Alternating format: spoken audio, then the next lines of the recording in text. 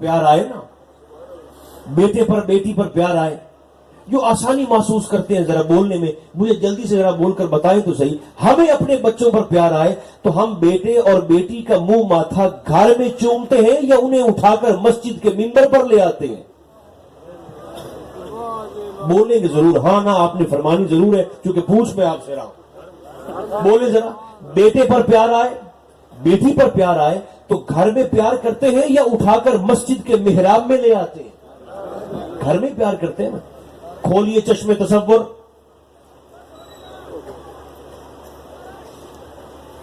मिंबर पर नहीं लाते कि इबादत की जगह है, इबादत की जगह पर बच्चों से मोहब्बत कैसी?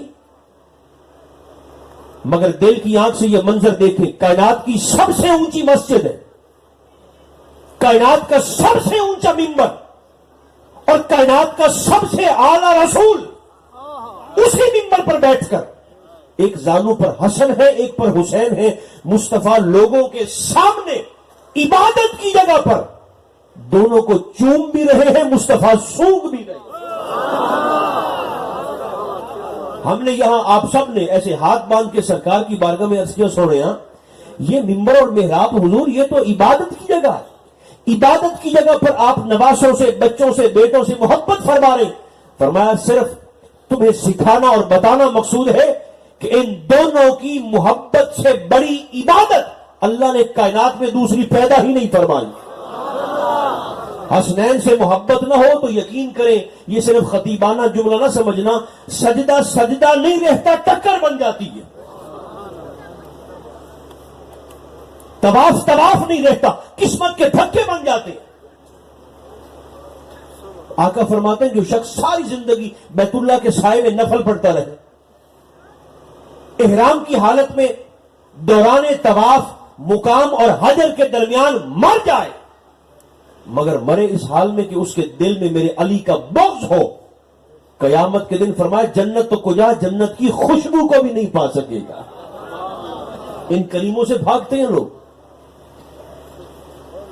एक मैदान जंग में सरकारी मौला कायनात मुकाबले में आए और फिर करीम तो ऐसे है ना, एक और जंग में आपने जुल्फिकार की जरब लगाई, वो जरब काफिर की तलवार पर लगी, उसकी लोहे की तलवार टूट कर दो टुकड़े होकर जमीन पे गिर पड़ी। वो निहत्था खड़ा है, उसने कहा अली मुकाबला बराबरी का नहीं है, अपनी तलवार मुझे दें।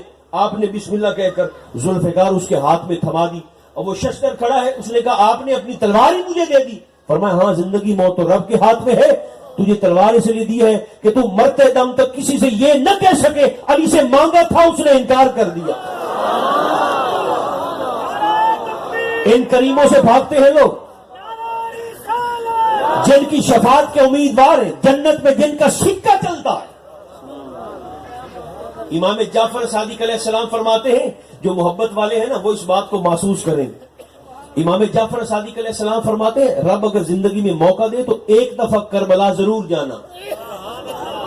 इमाम जाफर फरमाते एक दफा जिंदगी में करबला जरूर जाना। हुजूर क्यों जाए? फरमाया इसलिए, अब बड़े मैं आराम से अर्ज करूंगा और आपके प्यार के सपुर्द। आपने फरमाया रब कभी मौका देना तो जिंदगी में एक दफा करबला जरूर जाना। आका क्यों जाए, हिकमत क्या है? फरमाया इसलिए कि अगर मरने के बाद जन्नत में जाओ ना तो जन्नत में तुम्हें अजनबीयत महसूस ना हो।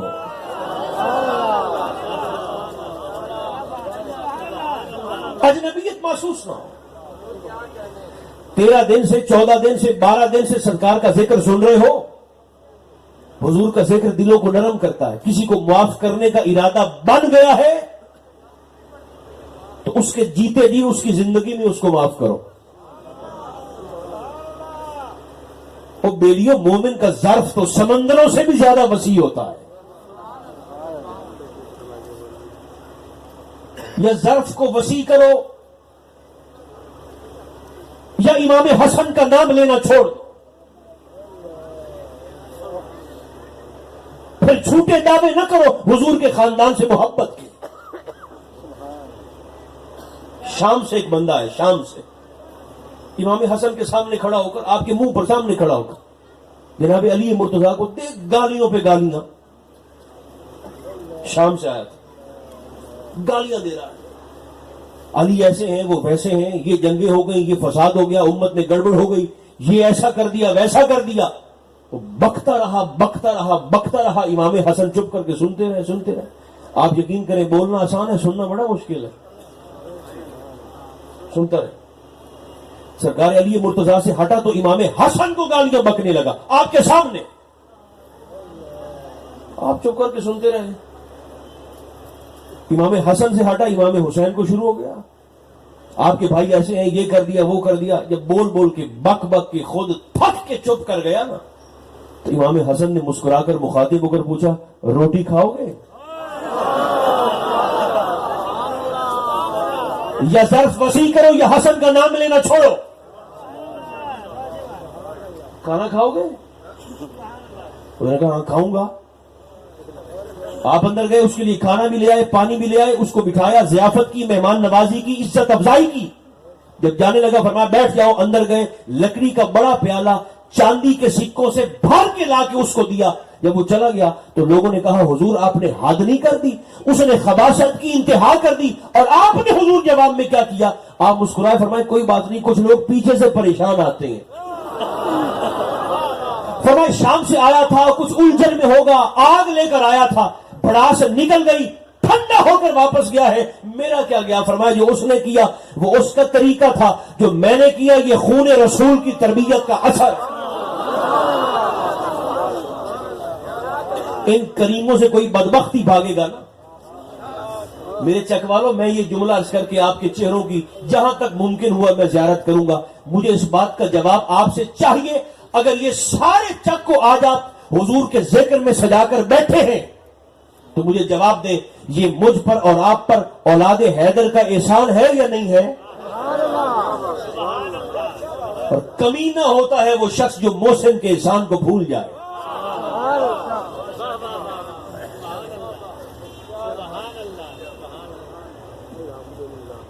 ان سے بھاگ کر کہاں جاؤ گے؟ مولانا روم نے جو حدیث پاک پر تبصرہ کیا ہے میں آپ کو سناؤں, آپ کی طبیعت بحال ہو جائے. آپ فرماتے ہیں سرکار علی پاک میں ایک شخص میدان جنگ میں آپ کے مقابلے میں آئے. اچھا اگر مزہ لینا ہے تو یہ منظر اپنے ذہن میں لائیے, جلدی سے میں بات ختم کرنے لگا. آپ کے مقابلے میں آئے ایک شخص, اور جناب علی کا یہ طریقہ تھا کہ جو بھی شخص آپ کے مقابلے میں آتا نا زندگی پر, بدر سے لے کر حنین تک, مرحب سے لے کر عمر ابن عبد ود تک, جو بھی شخص مقابلے میں آتا, سرکار علی اس کو لڑنے سے پہلے 3 پیشکشیں فرماتے تھے. ہمیشہ 3 آفرز کرتے تھے, 3 پیشکشیں جو بھی مقابلے میں آتا. چونکہ دو بدو لڑائی ہوتی تھی آمنے سامنے, آپ پہلی پیشکش اسے یہ فرماتے تھے, سنانا میری ڈیوٹی ہے, محسوس کرنا آپ کے پیار کے سپرد ہے. میں صرف سنا سکتا ہوں, آپ کو محسوس نہیں کروا سکتا. جو بھی شخص مقابلے میں آتا نا اسے آپ 3 باتیں کرتے. پہلی پیشکش آپ اس لڑنے والے سے جو آتا اسے یہ مخاطب ہو کر فرماتے, بھائی دیکھو چھوڑو لڑائی کو, چھوڑو جنگ کو, کلمہ پڑھ لو میرے بھائی بن جاؤ. یہ پہلی پیشکش کرتے, کلمہ پڑھ لو میرے بھائی بن جاؤ. اگر وہ کہتا کہ نہیں کلمہ نہیں پڑھتا تو پھر دوسری پیشکش آپ اسے یہ فرماتے تھے, اچھا اگر کلمہ نہیں پڑھنا تو پھر بھاگ جاؤ, کسی اور سے لڑ لو, مجھ سے نہ لڑو. کاش کہ آپ محبت سے سمجھ کر بول دیں, اسی بات کو ہی سمجھ کر بول دیں, کریمی کتنی ہے. کسی اور سے جا کر لڑ لو, اور کسی اور سے لڑو گے نا تو 0.0000% تیرے بچنے کے چانس بن جائیں گے. مجھ سے لڑو گے تو لامحالہ کاٹ کے پھینک دوں گا. کسی اور سے لڑ لو, مجھ سے نہ لڑو. اگر وہ کہتا کہ نہیں کلمہ بھی نہیں پڑھتا, بھاگتا بھی نہیں, تو پھر تیسری آفر آپ اسے یہ کرتے تھے پیشکش, اچھا اگر لڑنا ہے تو پھر پہلا وار تو مجھ پہ کر. سبحان اللہ, بولنے والوں پر سبحان اللہ میری طرف. پہلا وار فرماتے تو ایک میدان جنگ میں. اب کریم کیسے؟ ایک میدان جنگ میں نا ایک شخص مقابلے میں آیا, اسے آپ نے گرایا اور اس کے سینے پہ چڑھ کے بیٹھ گئے. جناب علی مرتضیٰ ذوالفقار اٹھی ہوئی ہے, قریب تھی کہ آپ کی تلوار اس کے سینے کے پار ہو جاتی. اس نے نیچے لیٹے لیٹے کیا کیا, جناب علی کے چہرے پاک پر تھوک کر بے ادبی کر دی, جسارت کر دی, اہانت کر دی سرکار علی مرتضیٰ کی. اس نے بدبختی کی نا آپ کے چہرے پاک پر. آپ جلدی سے اس کے سینے سے اٹھے اور ہٹ کر دور جا کر کھڑے ہو گئے. اب جن لوگوں نے وہ میری آیت کریمہ اور اس کا ترجمہ سنا ہے نا، لا تتبع الہوا، اللہ فرماتا ہے اپنی خواہشات کے پیچھے نہ چلنا. آیت کا ترجمہ ذہن میں رکھیے گا. علی پاک اٹھ کر وہاں جا کر کھڑے ہو گئے. اب وہ شخص بھی اٹھا، اسے کپڑوں کو جھاڑ کر سرکار علی سے کہنے لگا، علی آپ نے کمال نہیں کر دیا؟ ایک تو تھا میں آپ کا دشمن، دوسرا آیا مارنے کے ارادے سے تھا، اور تیسرا میں نے تھوک کر آپ کے چہرے پر بے ادبی بھی کر دی. چاہیے تو یہ تھا آپ مجھے کاٹ کے پھینک دیتے، مگر آپ ہٹ کر میرے سینے سے اٹھ کر وہاں جا کر کھڑے ہو گئے. امیر کائنات ہے نا، تو فرمان بھی اتنا ہی اونچا ہے. جن کی زبان سلامت ہو آسانی کے ساتھ وہ ضرور بولے. آپ کا فرمان سن کر آپ نے مجھے معاف کر دیا، چھوڑ دیا. وجہ کیا ہے؟ آپ فرمانے لگے میں شیر خدا ہوں، میں شیر نفس نہیں ہوں. فرمایا علی کی تلوار اللہ کی رضا کے لیے اٹھتی ہے، خواہش نفس کی تکمیل میں نہیں اٹھتی. اس لیے مصطفیٰ نے فرمایا میری امت کا سب سے بڑا حلیم علی ہے. جب سے آپ نے ذکر علی پہ بولنا بند کیا نا، بہت سی دوسری بولتیاں کھل گئی ہیں. کہ کام تو آپ کا تھا ذکر علی پر بولنا، آپ نے کب بولنا ہے سنیو، زور سے بولو بھی تو صحیح نا. آقا فرماتے ہیں میری امت کا سب سے بڑا حلیم علی. صبر سے اگلا درجہ ہوتا ہے حلم کا. آقا فرماتے ہیں صبر کی کوئی شکل ہوتی، حلم کا کوئی پیکر اور سراپا ہوتا، تو فرمایا وہ تو وجود علی مرتضیٰ میں دیکھتے. آپ اسے زندگی بخش کر جانے لگے. وہ بھاگا اور کہنے لگا حضور ایک مہربانی اور نہیں فرماتے؟ فرمایا ہاں حضور آپ نے مجھے زندگی بخشی ہے، آپ کی کریمی سے متاثر ہوا ہوں، کیا چاہتے ہو؟ حضور جاتے جاتے مجھے کلمہ نہیں پڑھاتے؟ فرمایا پڑھاتے ہیں. اچھا کلمہ پڑھا کر پھر جانے لگے. اب یہ رومی کا تبصرہ سنیں. پھر جانے لگے. وہ بھاگا جا کر دامنگیر ہوا. فرمایا اب کیا بات ہے؟ اس نے کہا حضور ایک سوال کا جواب اور نہیں دیتے؟ فرمایا پوچھو. کہنے لگا حضور میں نے آپ کے چہرے پر تھوکا اور آپ نے مجھے بدلے میں ایمان کا تحفہ دے دیا. حضور میں نے بے ادبی کی، جسارت کی، خباثت کی، تھوکا اور آپ نے حضور مجھے بدلے میں ایمان کا تحفہ دے دیا. آپ مسکرائے. کیا فرمان ہے آپ کا اور کیا عظمت. آپ نے فرمایا بس یہیں سے اندازہ کر لو جب ہم اہل جفا پر ایمان کے تحفے نچھاور کرتے ہیں تو اہل وفا کو ہم کتنا نوازتے ہوں گے. تھوکنے والوں کو ایمان دیتے ہیں تو چومنے والوں کو ہم کیا دیتے ہوں گے. بے ادبی کرنے والوں کو ایمان دیتے ہیں تو عزت سے سر جھکانے والوں کو ہم کتنا نوازتے ہوں گے. ان کریموں سے بھاگتے ہو، اس گھر سے بھاگتے ہو. جمعے کا دن سرکار فاروق اعظم ممبر پر تشریف فرما ہے. 22 لاکھ مربع میل کے حاکم، حضور کے تربیت یافتہ، جن کے رکے سے دجلہ چلتا ہے، جن کے درے سے کپ کپاتی ہوئی زمین ٹھہر جاتی ہے. جمعے کا خطبہ آپ دے رہے ہیں. آپ یقین کریں فرشتوں نے قیامت کے دن تھپڑ مار مار کے منہ لال کر دینے کہ تم نے دنیا میں کیا بدبختی کی تھی. آپس میں تقسیم کر دیا صحابہ کو، اہل بیت کو. یہ منظر لائیں اپنی طبیعتوں میں. سرکار فاروق اعظم ممبر پر تشریف فرما. جمعے کا خطبہ. 8 سال کی عمر ہے امام حسین علیہ السلام. یاد رکھنا امام 8 سال کا بھی ہو تو امام ہوتا ہے. اللہ آپ کے چہروں کی رونق کو سلامت رکھے جو بول رہے ہیں میرے ساتھ ساتھ. امام 8 سال کا بھی ہو نا، 8.5 سال کا بھی ہو تو امام ہوتا ہے. ماں کے پیٹ میں ہو پھر بھی امام ہے، باپ کے سول میں ہو پھر بھی امام، عالم ارواح میں ہو پھر بھی امام. آپ کے بولنے کی برکت سے نا میرے ذہن میں ایک حدیث پاک آ گئی ہے. اگر آپ کا موڈ اچھا ہے تو میں جلدی سے عرض کر دیتا ہوں.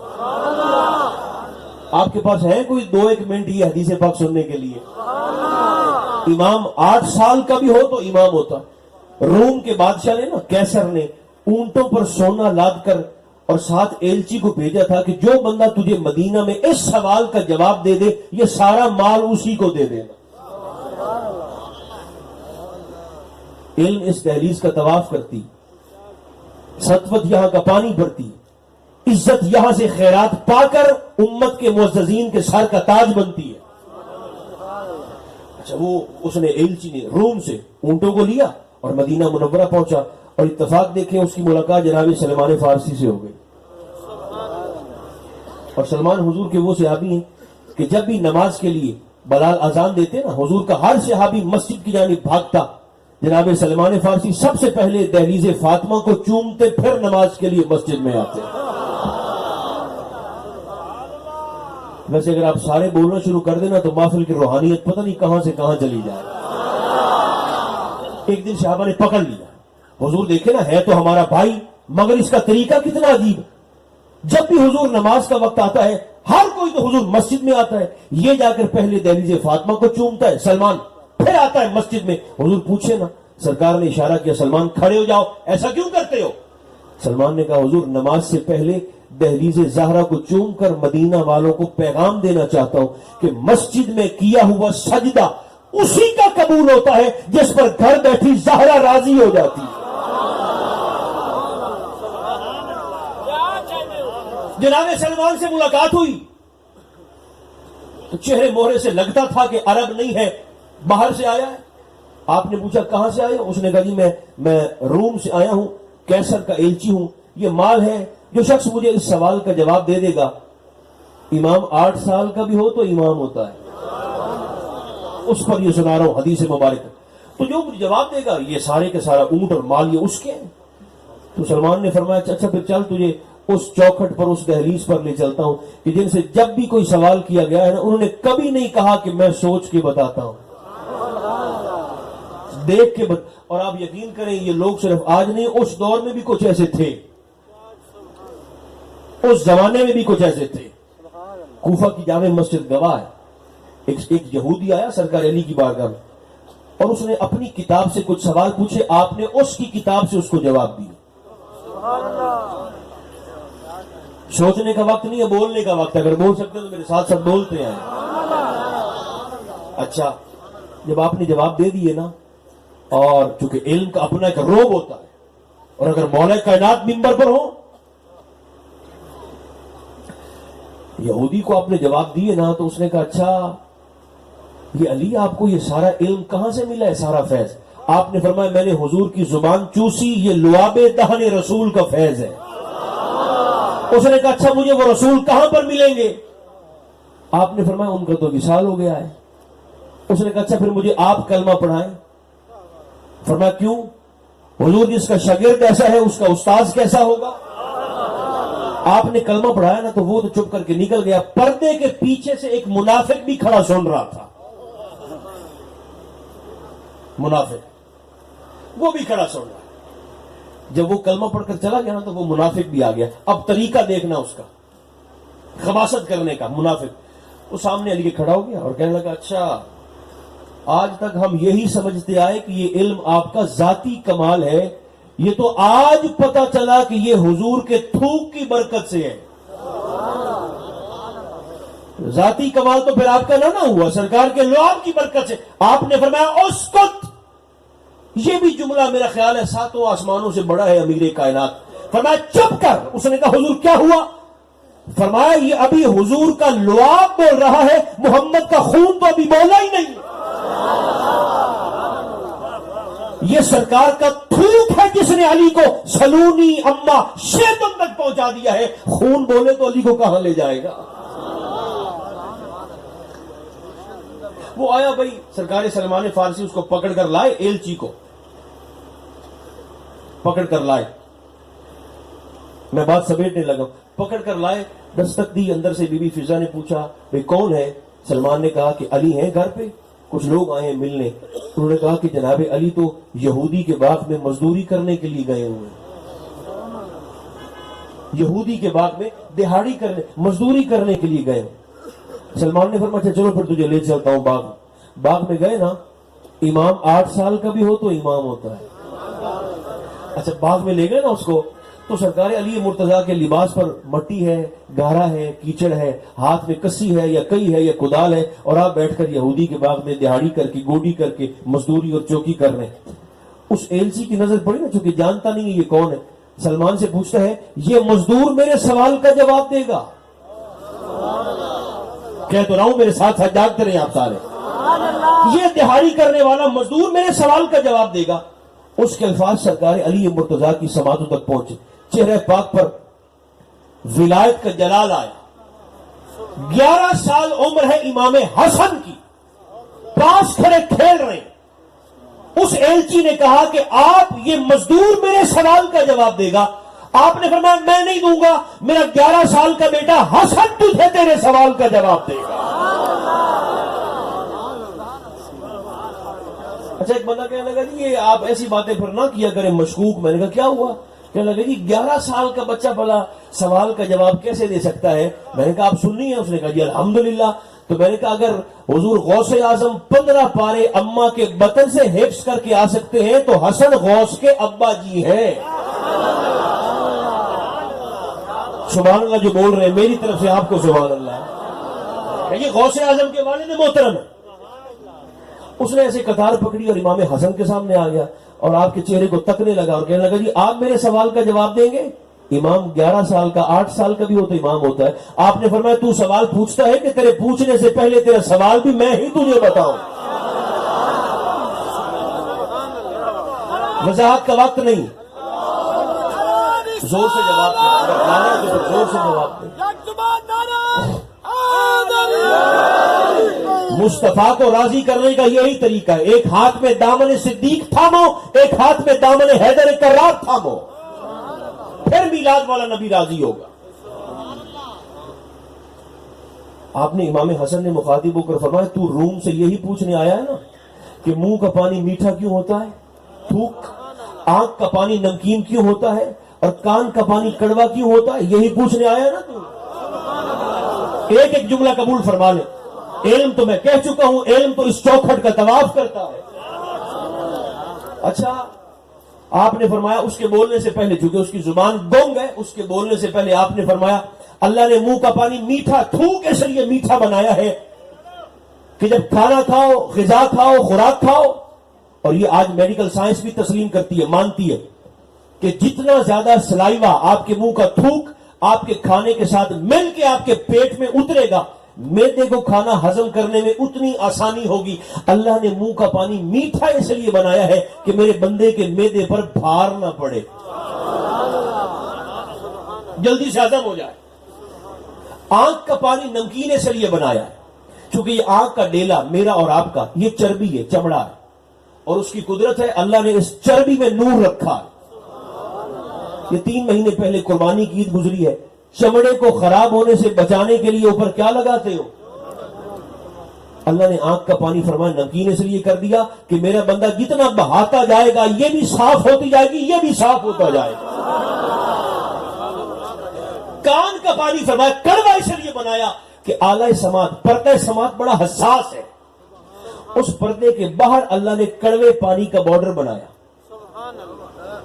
پردے کے باہر کڑوے پانی کا بارڈر, کان چونکہ اوپن ہے, کھلے, تو رب نے کڑوے پانی کا بارڈر اس لیے بنایا کہ میرے بندے کے کان میں کوئی تکلیف دینے والی شے گھس کر اس میرے بندے کے پردہ سماعت کو نقصان نہ پہنچا سکے.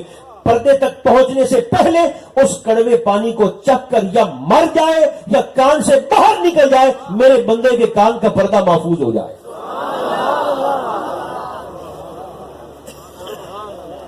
فرمایا یہی پوچھنے آیا نا تو روم سے.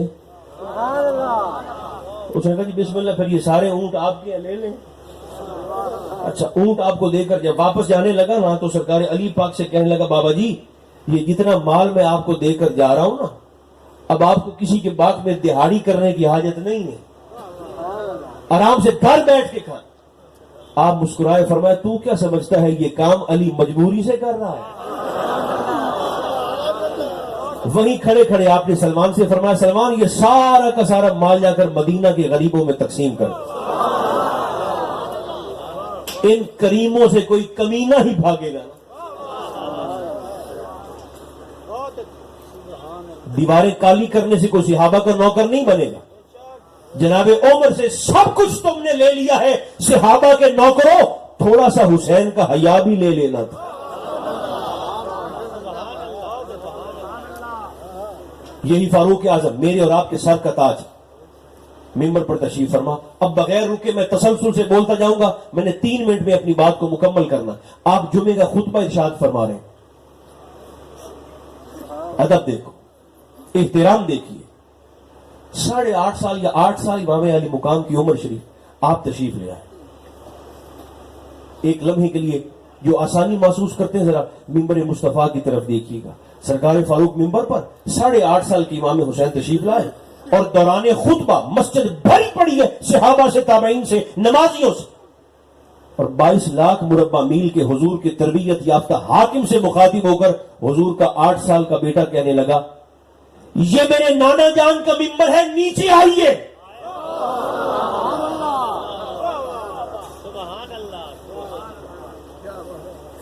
ایک طریقہ یہ بھی ہو سکتا تھا کہ خطبہ جمعہ دے رہا ہوں, واجب ہے, شہزادے کو بٹھائے, میں حضور خطبہ مکمل کر لوں تو پھر آ کے میں آپ کا حکم سنتا ہوں.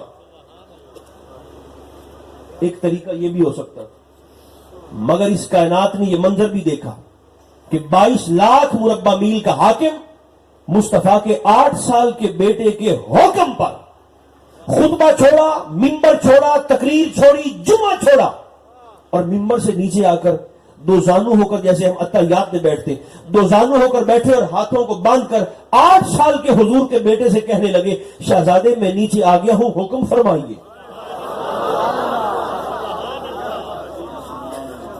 عمر کی ذات پر زبان کھولنے والوں, تمہیں فاروق اعظم حسین کے قدمین میں بیٹھا دکھائی نہیں دے رہا؟ ابو بکر پر جسارت کرنے والوں, تمہیں ابو بکر کے کاندھوں پر مصطفیٰ دکھائی نہیں دے رہے؟ حضور حکم فرمائے, آپ کھڑے, فرمایا یہ میرے نانا جان کا ممبر ہے, آپ اپنے نانا کے ممبر پر جائیے. یہ جمعہ ہو رہا, سرکار فاروق اعظم کی چیخ نکلی, رو پڑے اور کہنے لگے, حضور میں تو اونٹ چرانے والے باپ کا بیٹا ہوں, خشک روٹی کے ٹکڑے کھا کر گزارا کرنے والی ماں کا بیٹا ہوں, حضور میرے نانا کا تو کوئی ممبر نہیں. آقا ممبر بھی آپ کا ہے, محراب بھی آپ کا ہے, مسجد بھی آپ کی ہے, دین بھی آپ کا ہے, شریعت بھی آپ کی ہے, عمر بھی آپ کا ہی ہے. سبحان اللہ. جب آپ نے کہا نا تو امام علی مقام نے مخاطب ہو کر کہا, اچھا تو پھر آپ کے نانا جان کا کوئی ممبر نہیں؟ سرکار فاروق نے اس کیا, نہیں شہزادے میرے نانا کا تو کوئی ممبر نہیں. امام علی مقام نے اسی تسلسل سے, اسی مٹھاس سے اور اسی محبت سے مخاطب ہو کر فرمایا, اچھا اگر آپ کے نانا جان کا ممبر کوئی نہیں تو پھر ایسا کریں, آپ پھر سے میرے نانا کے ممبر پر ہی بیٹھ جائیں.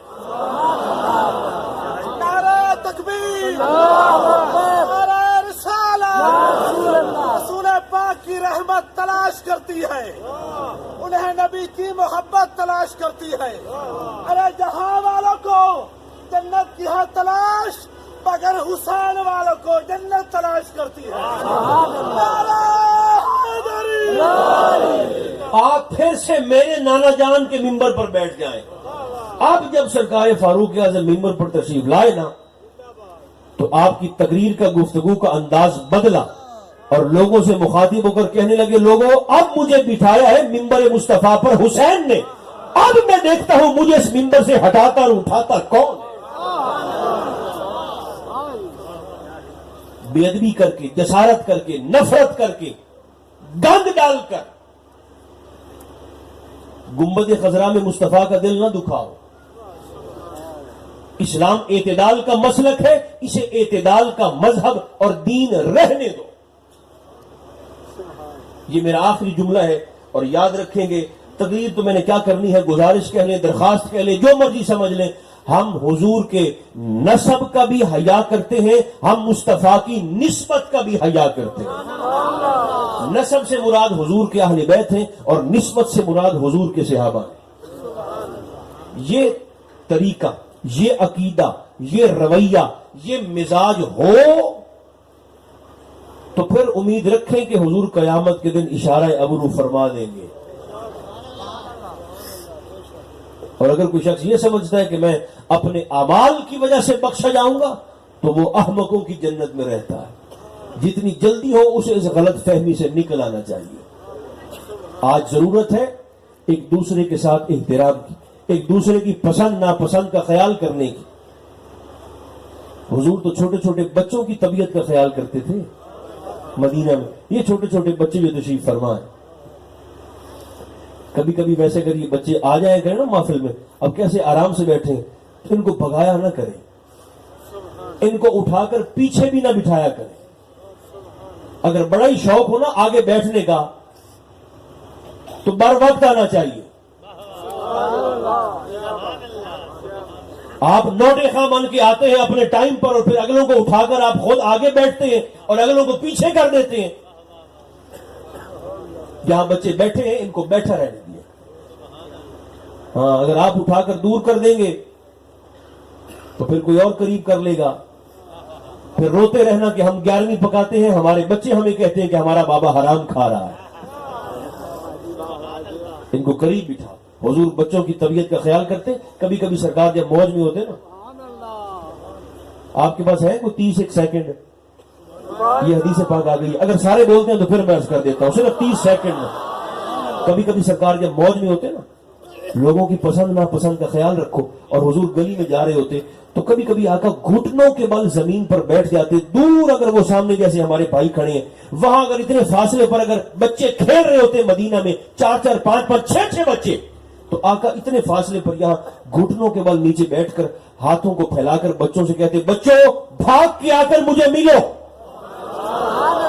بہت شکریہ اگر منظر ذہن میں آ گیا تو، بچوں مجھے ملو۔